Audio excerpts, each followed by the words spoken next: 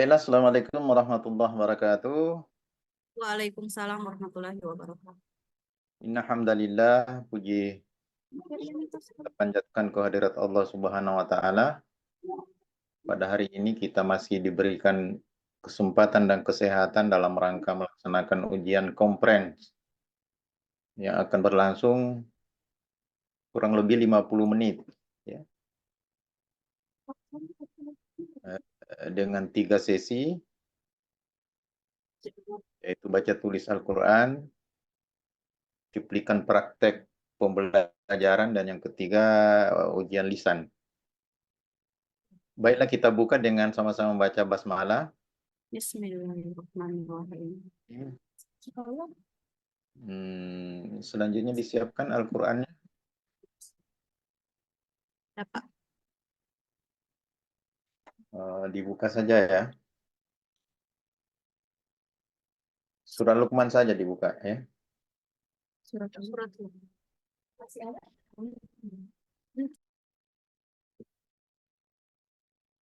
Surah Luqman ayat 12-13 ya. Ya, Pak. A'udzu billahi minasyaitonir rajim. Bismillahirrahmanirrahim. Walaqad atayna Luqmana al-hikmata anishkur lillah wa may yashkur fa innama yashkuru linafsihi wa man kafara fa innallaha ghaniyyun hamid. Wa iz qala Luqmanu libnihi wa huwa ya'izuhu ya bunayya la tusyrik billah inna syiraka lazulmun azim. Shadaqallahul azim. Oke, selanjutnya silahkan ditulis. Iya, Pak. Satu ayat saja.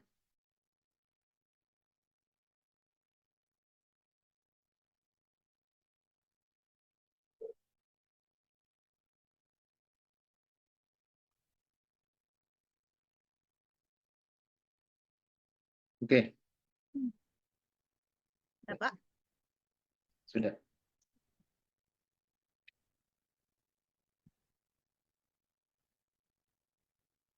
Oke, baiklah. Selanjutnya kita masuk ke sesi kedua, yaitu cuplikan praktek pembelajaran dengan durasi waktu 20 menit saja ya. Silakan. Assalamualaikum warahmatullahi wabarakatuh. Selamat pagi adik-adik. Ya, apa kabar hari ini adik-adik? Ya, baik semuanya ya. Alhamdulillahirabbil alamin. Jadi, adik-adik silakan duduk secara teratur ya. Ya, silakan sediakan alat tulis menulis. Oke, baik. Jadi sebelum memulai pembelajaran hari ini, marilah kita berdoa bersama ya adik-adik. Ayo, seluruhnya sikap berdoa. Berdoa dimulai. A'udzubillahi minasyaitonirrajim. Bismillahirrahmanirrahim. Raditu billahi rabban wa bil islami dinna wa bil muhammadin nabiyya wa rasulullah. Rabbi zidni ilman warzuqni fahman. Shadaqallahul azim. Ibu absen dulu ya adik-adik.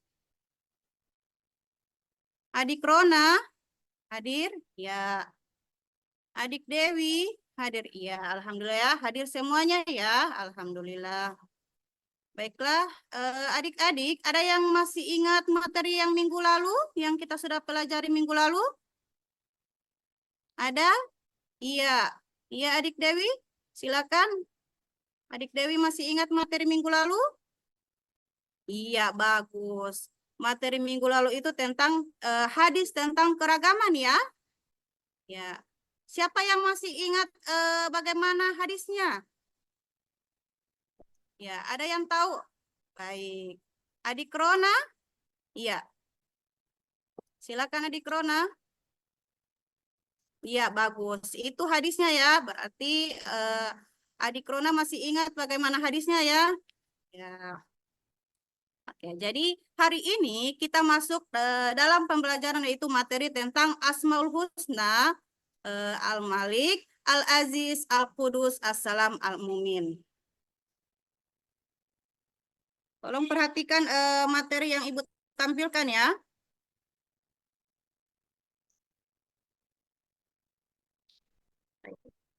Adik-adik tolong perhatikan ya. Jadi hari ini kita akan belajar tentang Asmaul Husna, yaitu Al-Malik, Al-Aziz, Al-Qudus, As-Salam, dan Al-Mumin.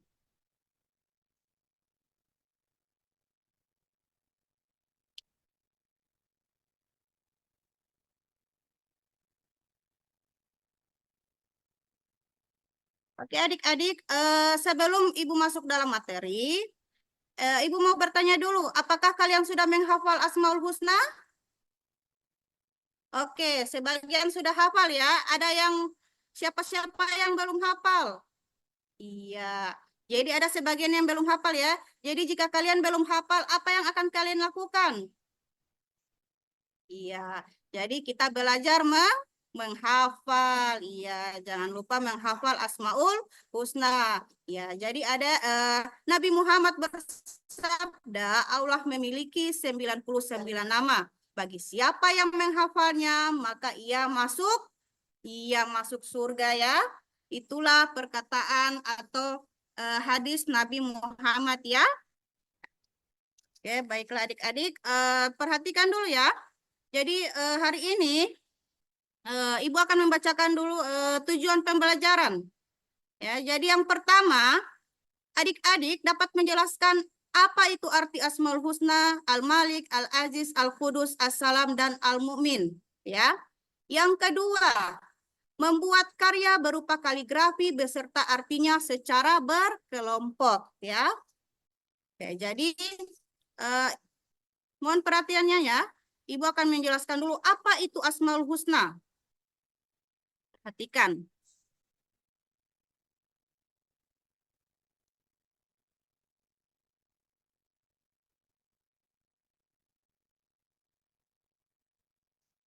Asmaul Husna adalah nama-nama Allah yang indah ya, yang indah dan mulia, yang menggambarkan sifat-sifatnya dalam Islam.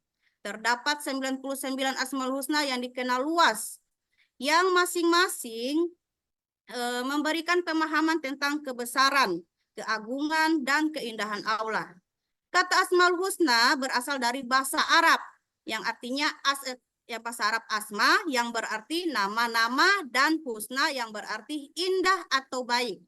Jadi Asmaul Husna berarti nama-nama nama-nama Allah yang terbaik dan terindah. Ya adik-adik. Mohon perhatiannya ya. Oke, yang pertama, Al-Malik. Apa itu Al-Malik? Iya, arti Al-Malik berarti raja atau pemilik segala sesuatu.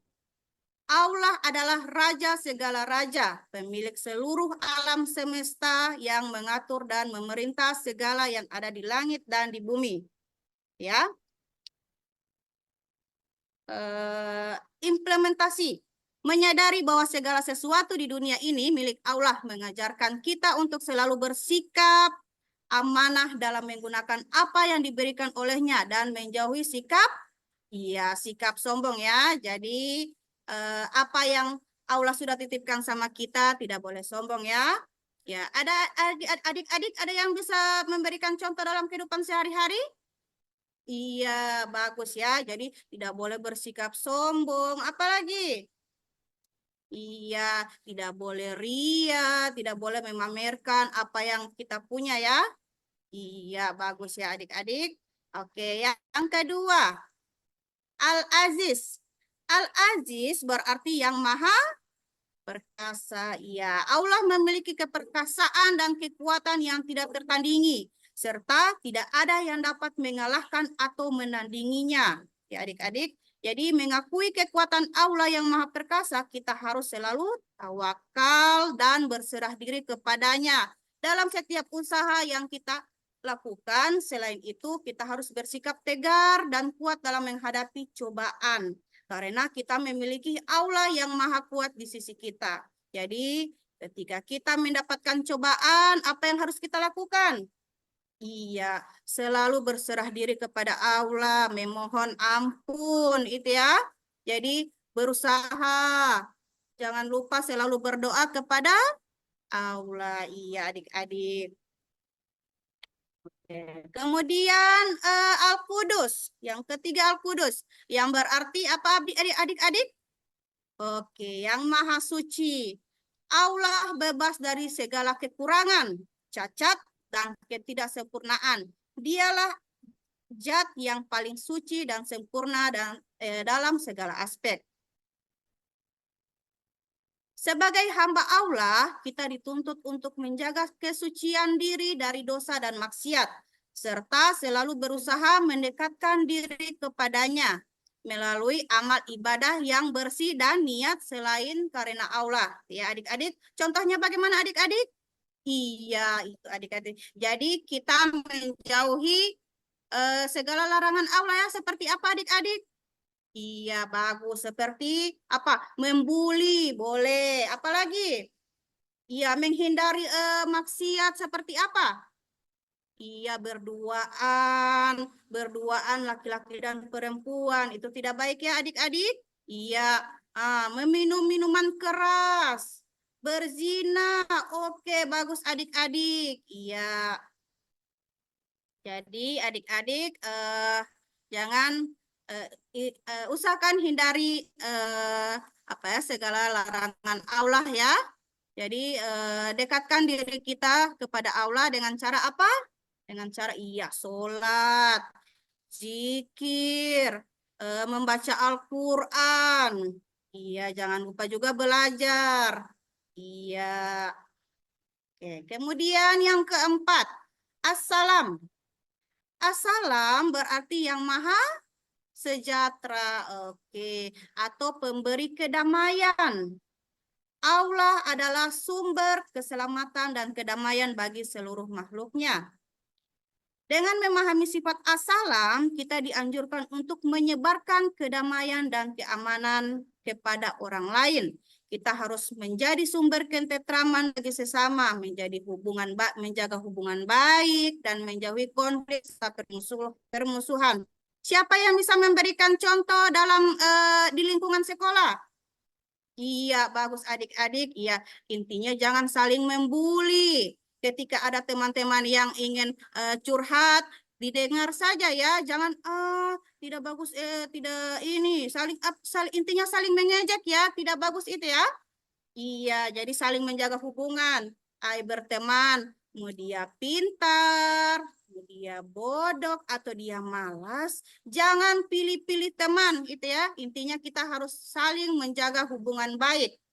Jadi kita harus menyebarkan kedamaian dan keamanan kepada orang lain. Adik-adik ya.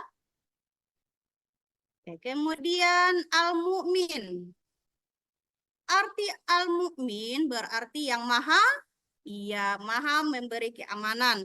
Allah adalah pemberi rasa aman dan perlindungan bagi hamba-hambanya, baik di dunia maupun di akhirat. Oke. Jadi memahami sifat al-mu'min, kita seharusnya menjadi pribadi yang memberikan rasa aman dan nyaman kepada orang lain. Kita harus menjadi individu yang bisa dipercaya dan selalu menjaga amanah serta menepati janji. Iya. Jadi usahakan adik-adik harus jaga amanah ya. Iya, iya adik-adik betul itu ya. Iya. Oke, adik-adik.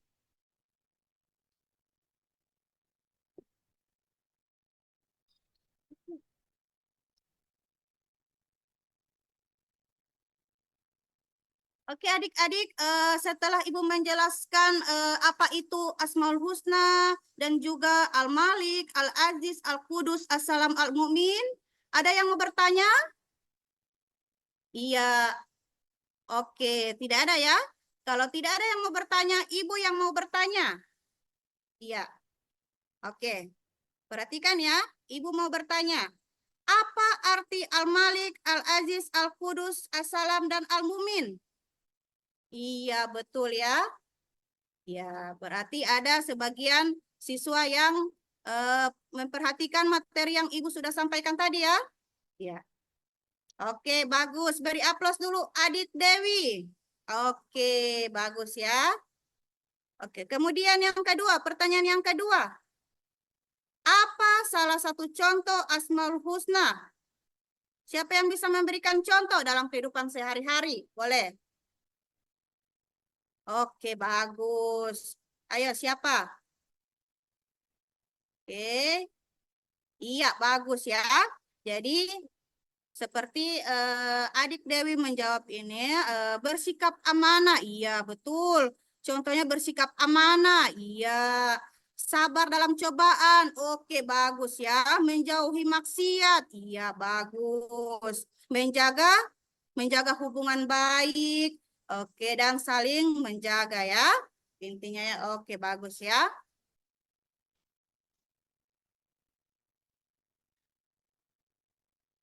Oke, adik-adik, sekarang coba duduk sesuai kelompok ya. Ayo, Ibu bagikan kalian kelompok menjadi 3 kelompok. Oke, silakan duduk secara teratur. Baik. Oke, sudah duduk secara teratur ya. Sesuai kelompok ya. Baik. Ibu akan membagikan KPD kelompok. Silakan dibaca ya, silakan dipahami. Oke, siap. Oke, di sini LKPD-nya ini tentang membuat kaligrafi Asmaul Husna dan artinya. Iya. Jadi perhatikan ya. Di sini sudah ada LKPD-nya. Kalian tinggal buat kaligrafi seindah mungkin, secantik mungkin. Kemudian jangan lupa diberikan artinya ya. Jangan lupa tulis artinya. Iya. Jadi ini contohnya ya, Ibu berikan contoh ini, begini caranya ya. Nah, ini bisa diwarna secantik mungkin. Iya, bisa dilihat di buku juga ya, bisa lihat di buku.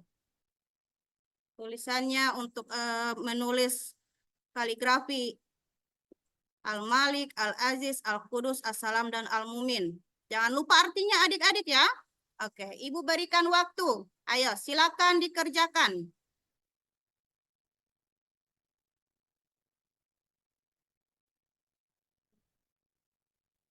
Oke, adik-adik, silakan presentasikan hasil karya kalian ya. Siapa yang sudah siap?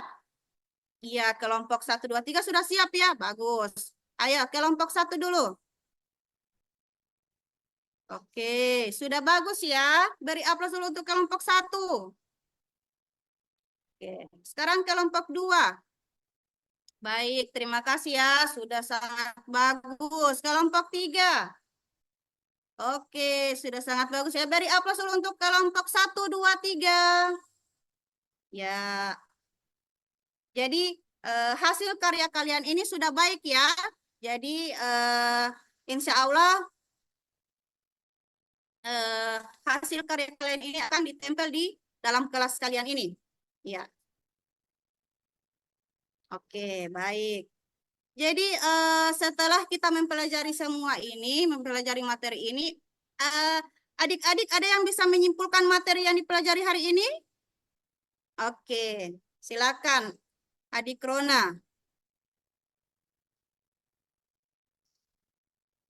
Oke, terima kasih ya. Itulah kesimpulan dari Adik Rona, itu kita sudah belajar tentang pengertian Asmaul Husna. Oke, ada contoh-contoh Al-Malik, Al-Aziz, Al-Qudus, As-Salam, Al-Mumin. Ya, bagus ya. Itulah materi kita hari ini. Baik, beri aplaus dulu untuk Adik Rona. Iya. Oke, jadi Ibu akan menambahkan sedikit ya tentang kesimpulan pembelajaran kita hari ini, yaitu jadi kelima Asmaul Husna ini mengajarkan kita tentang keagungan dan kesempurnaan Allah dalam berbagai aspek. Mulai dari kekuasaan, kekuatan, kesucian, keselamatan, hingga keamanan. Sebagai umat muslim, memahami dan menghayati arti dari Asmaul Husna ini tidak hanya meningkatkan keamanan kita, tetapi juga membentuk perilaku yang lebih baik dalam kehidupan sehari-hari. Iya, itu ya adik-adik, itulah kesimpulan dari materi yang kita pelajari hari ini. Baik adik-adik, sekarang Ibu bagikan LKPD tugas ya, tapi tugas ini dikerjakan di rumah saja ya. Jadi insya Allah Ibu akan periksa minggu depan. Tolong dikerjakan ya. Oke, jadi insya Allah kita bertemu di pertemuan berikutnya masih dengan materi tentang Asmaul Husna ya adik-adik. Iya, oke. Baik. Oke, baik adik-adik. Untuk menutup pembelajaran hari ini, marilah kita mengucapkan Alhamdulillah. Alhamdulillahirobbil alamin. Oke, adik-adik. Jadi itulah pembelajaran kita hari ini. Insya Allah kita mendapatkan syafaat dari Allah Subhanahu Wa Taala ya. Jadi apa yang kita sudah pelajari hari ini jangan hanya sampai di sini ya. Tolong belajar di rumah juga. Jangan lupa kerjakan PR. Baik adik-adik. Ya, cukup sekian. Wabillahi taufiq wal hidayah. Wassalamualaikum warahmatullahi wabarakatuh. Waalaikumsalam warahmatullahi wabarakatuh. Wassalamualaikum warahmatullahi wabarakatuh.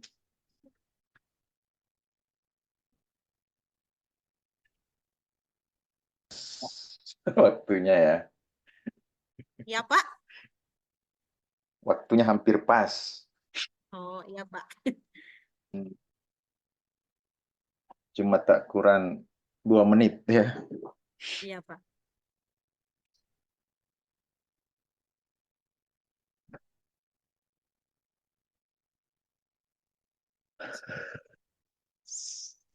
Sesi kedua sudah selesai ya. Iya, Pak.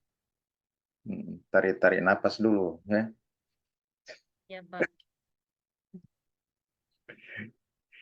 Karena sesi ketiga ini memerlukan ya konsentrasi dalam menjawab pertanyaan-pertanyaan yang diajukan. Oke.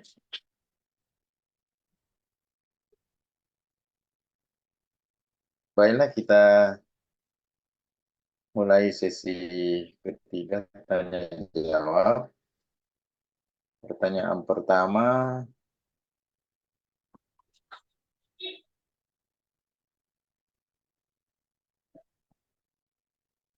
dalam melaksanakan pembelajaran itu biasanya dilandasi dengan teori-teori belajar. Ibu bisa menyebutkan teori apa saja yang biasa digunakan dalam penerapan pembelajaran? Ya, teori dalam pembelajaran ada 5. Yang pertama, behavioristik. Kemudian yang kedua, kognitivisme. Yang ketiga, humanitistik. Yang keempat, konstruktivistik. Yang kelima, teori sosial.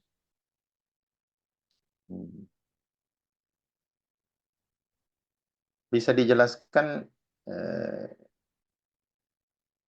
bagaimana teori behavioristik itu? Teori behavioristik berfokus pada perubahan perilaku yang dapat diamati, belajar dianggap terjadi ketika ada respon yang tepat terhadap terhadap suatu stimulus. Contohnya seperti guru memberikan hadiah atau reward kepada siswa yang menyelesaikan tugas dengan baik. Reward itu dalam sebagai bentuk penguatan ya. Jadi reward itu sebagai bentuk bisa merupakan penghargaan, tapi bisa juga sebagai penguatan ya. Oleh karena itu dalam praktek pembelajaran sebaiknya guru harus banyak memberikan stimulus ya. Iya.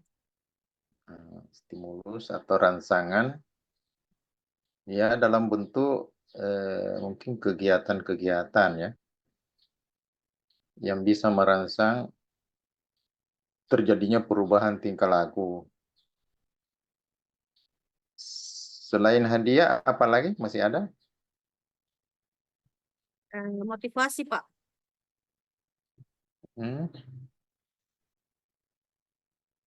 Motivasi itu konkretnya bagaimana? Untuk apa?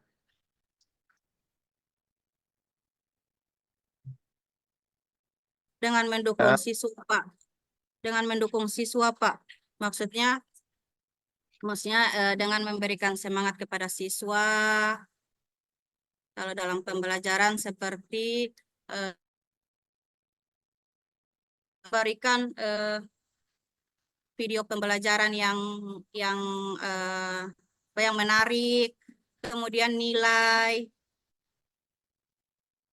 yang bagus, Pak, supaya siswa-siswa itu termotivasi. Nilai bagus ya. Ada satu contoh, umpamanya bikin aturan, ya, aturan tentang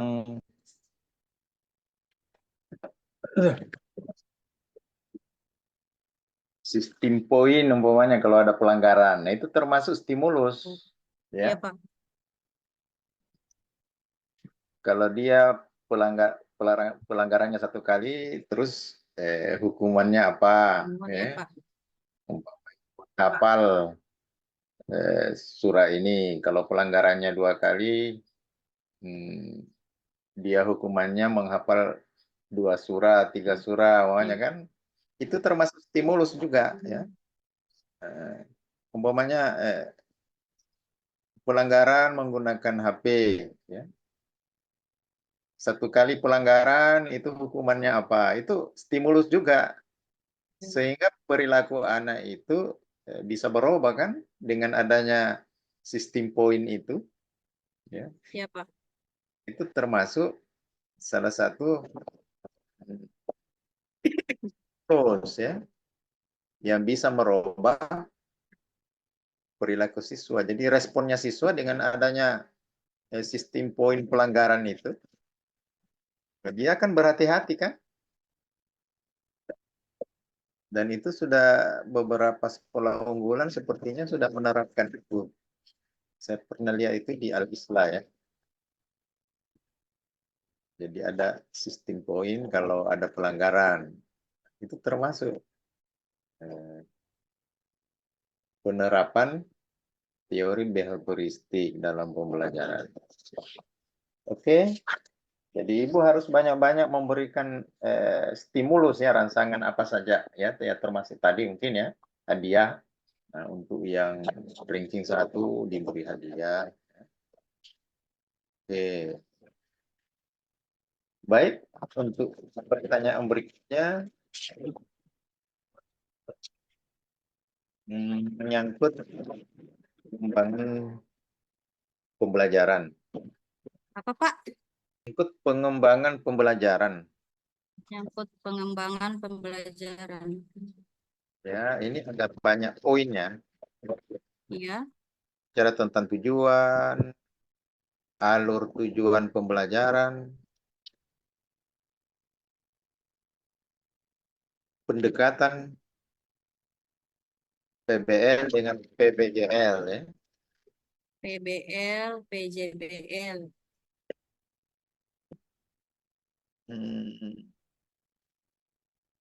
Coba jelaskan ya, apa yang dimaksud dengan pendekatan TPACK. Pernah dengar itu? Iya, Pak. TP, TPACK. ACK. Itu singkatan dari apa itu?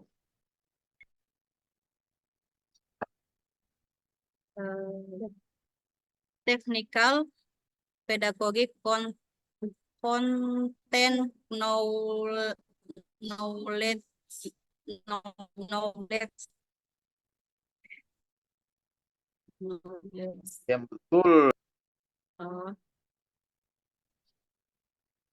technological, oh, pedagogical, and content knowledge. Knowledge. knowledge, technological, pedagogical, content knowledge.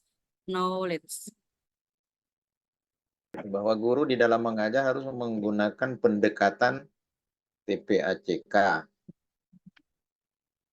Jelaskan apa maksud dari pendekatan itu.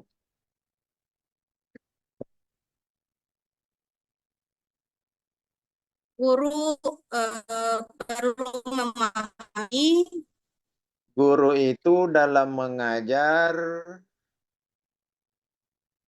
seharusnya menggunakan pendekatan TPACK. Maksudnya apa? Oh, guru dituntut untuk menggabungkan teknologi, metode pengajaran, dan konten secara sinergis agar pembelajaran lebih efektif dan relevan dengan kebutuhan zaman. Contohnya seperti menggunakan perangkat lunak seperti PowerPoint atau aplikasi interaktif dalam mengajarkan PAI dengan pendekatan yang berfokus pada pemahaman konsep.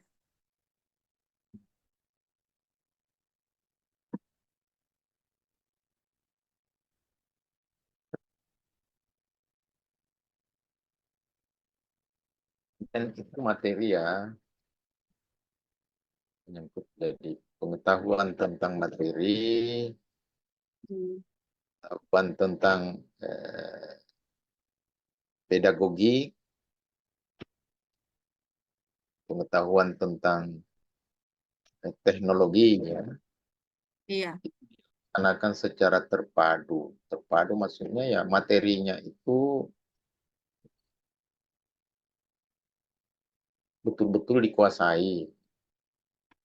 Penguasaan materi itu juga ketika disampaikan harus menggunakan prinsip-prinsip pedagogi yang dilengkapi dengan teknologi. Ya.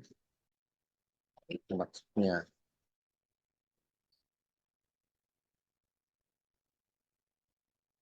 Oke, pertanyaan berikutnya.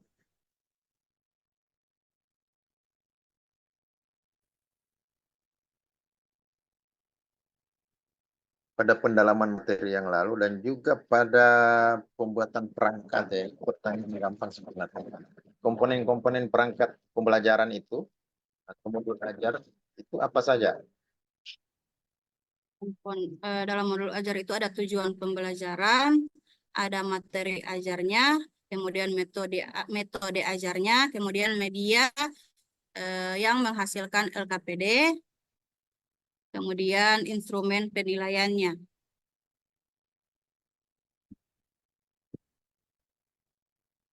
Jadi media LKPD itu termasuk juga ya. Instrumen media itu maksudnya ya itu semacam media elektronik ya. Iya. Jadi ada yang media visual, ada juga media audio visual, itu maksudnya. Kalau video itu bisa disebut media apa itu? Termasuk media apa? Audio visual. Ya, Ada dia menampilkan gambar dan juga suara. oke. Baik, pertanyaan selanjutnya. Ini,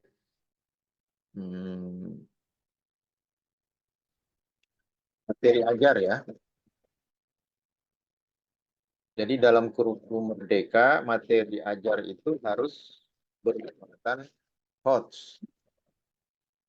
Coba jelaskan apa maksudnya. Materi ajar itu harus bermuatan HOTS ya.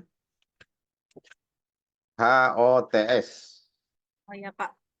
HOTS, Higher Order Thinking Skills. HOTS bertujuan untuk mengembangkan kemampuan berpikir tingkat tinggi pada peserta didik seperti menganalisis, mengevaluasi, dan mencipta. Pendekatan ini mendorong siswa untuk tidak hanya menghafal atau memahami materi, tetapi juga menerapkan dan mengembangkan kemampuan berpikir kritis, kreatif, dan problem solving. Problem solving. Oke. Selanjutnya, dalam melaksanakan pembelajaran, setiap guru itu pasti melaksanakan yang namanya asesmen ya. Asesmen apa saja yang biasa Ibu lakukan dalam mengajar? Ada asesmen awal, formatif, dan sumatif. Tadi jelaskan secara singkat. Asesmen awal itu yang dilaksanakan pada sebelum awal pembelajaran, seperti pertanyaan pemantik. Kemudian asesmen formatif yang dilaksanakan pada saat pembelajaran, seperti LKPD kelompok, ada penilaian diri, penilaian tugas-tugas begitu Pak. Kemudian sumatif yang dilaksanakan pada akhir semester. Oke, oke. Yang terakhir ini pertanyaan terakhir menyangkut yang lalu sudah buat proposal kan tentang PTK? Oh iya Pak. Apa judulnya? Penggunaan media video untuk meningkatkan pemahaman siswa tentang materi sedekah pada peserta didik kelas 5 di SDN 97 Kota Utara. Penggunaan media video Untuk meningkatkan pemahaman siswa tentang materi sedekah pada peserta didik kelas 5. masalahnya bagaimana bunyinya? Apakah video pembelajaran dapat meningkatkan pemahaman peserta didik terhadap materi sedekah di kelas 5? Oke, sudah betul ya. Yang terakhir metodenya dalam mengumpulkan data. Metode apa? Metode ada observasi, kemudian ada tes terdiri dari pretest dan post-test, kemudian ada dokumentasi berupa video pembelajaran itu Pak. Kemudian catatan peningkatan nilai siswa. Observasi tidak ada. Ada Pak, wawancara, observasi, ada tes, dan dokumentasi. Oke, sudah. Ada wawancara, observasi, tes, dan dokumentasi. Tes tertulis atau desain? Tes tertulis Pak, ada pretest dan post-test. Jadi Pilihan ganda begitu, Pak. Terus kajian teorinya? Ya, Teori itu membahas tentang apa yang ada di judul. Ya, seperti tadi penggunaan media. iya Pak, tentang video. Apa itu video? Media Ya, video. jadi bab kajian teori pertama itu tentang media video, media Media pembelajaran. video. Ya. Iya. Kemudian yang kedua tentang pemahaman. Hmm, Pemahaman apa Iya. itu tadi pemahaman tentang materi ini ya. Iya Pak. Ya. Jadi ada dua itu ya kajian. Iya Pak. Terus tidak usah cari-cari. Kalau lihat judulnya saja itu pasti sudah bisa dilihat ya. Iya Pak. Suruh. Nah, kajian teorinya. Jadi paling tidak dua variabel Oh, itu iya. ya, variabel pokok. Karena Iya. dalam penelitian tindakan kelas itu ada dua hal yang ingin dilihat. Hmm. Iya, Jadi pertama ada media. penggunaan media ya. Sudah itu ada yang ingin ditingkatkan ya. Yang mau ditingkatkan itu adalah pemahamannya. Nah, itu. Iya. Jadi pasti di dua pembahasannya itu. Pertama tentang media pembelajaran, khususnya media video. Yang kedua tentang pemahaman, ya, Iya. pemahaman siswa dalam belajar. Waktunya sudah cukup ya. Ya, Pak. Terima kasih Pak. kita akhiri ujian komprem pada hari ini dengan sama-sama wajah hamdalah. Alhamdulillahirabbil alamin. Alhamdulillahirobbilalamin.